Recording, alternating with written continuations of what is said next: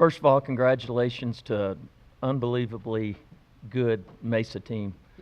Benny's done a great job with them, assembled a great team. They represent our conference well, and we wish them the best of luck. And I'm also really proud of my young ladies. The first game today was a big-time win for us because we feel like it safely gets us in a regional, and that was our goal from the get-go.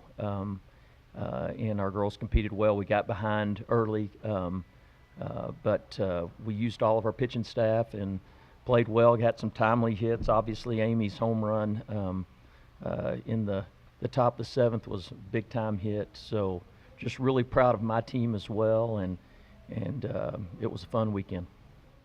Now, if I'm going to be honest with you, I had hurt my leg a couple innings before on a play at home, and honestly what was going through my mind was, if I get on base, I don't think I'm going to be able to run. So I was like, might as well hit a home run. But that was just kind of a side note, but really I was just, as coach would say, just really staying within my process.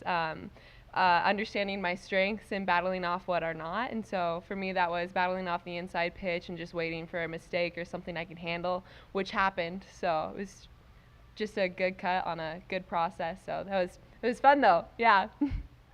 Well, I think the main transition was we pitched better. We still had 2 bad innings.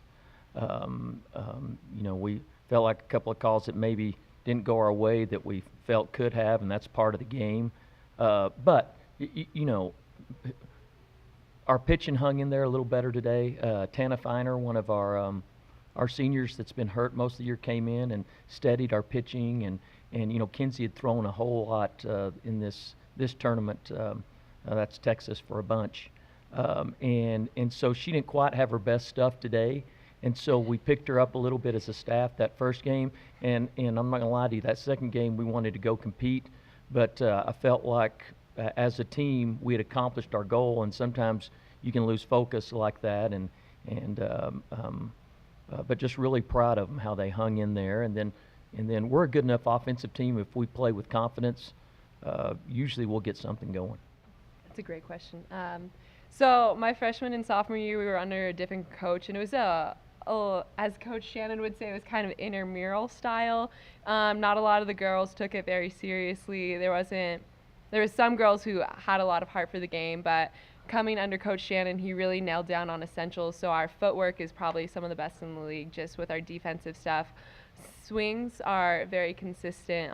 Who's really great hitting coach. So just being able to get in a mindset of understanding how to adjust to pitches, how to stay within yourself and understand your strengths as well as your weaknesses, and so understanding how to deal with that, and honestly keeping within that realm has been a major change. But also we've really taken a step up both last year and this year in the intensity of our sport, and just really kind of trying to be the premier sport at our school, which might not always be hard, but we also want to be one of the premier teams in the league. And I think this year has been a great jump start to that, and I'm really excited to see where they go next year, because they're going to have an amazing team too, great coach. So I'm going to be one of those proud alumni. So I think all of them have surprised me. I mean, our pitching staff's really talented, and we pick each other up really nice. And as Shannon says, we're always a love boat. So we're always rooting for each other. We're not rooting for failure. Like, you want to be back into the game. You don't want to root for someone else to get pulled. So you always want to root for their success. I think that's surprised me.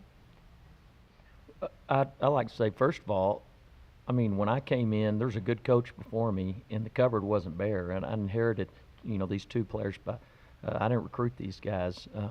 They're good players, and we added some good players to some good players. And being a good coach in college is having a good roster. Of course, we started off great, partially because we were deep early, and then our second baseman and shortstop both have broken bones, and they were key components of our team, talented players, and that was disheartening.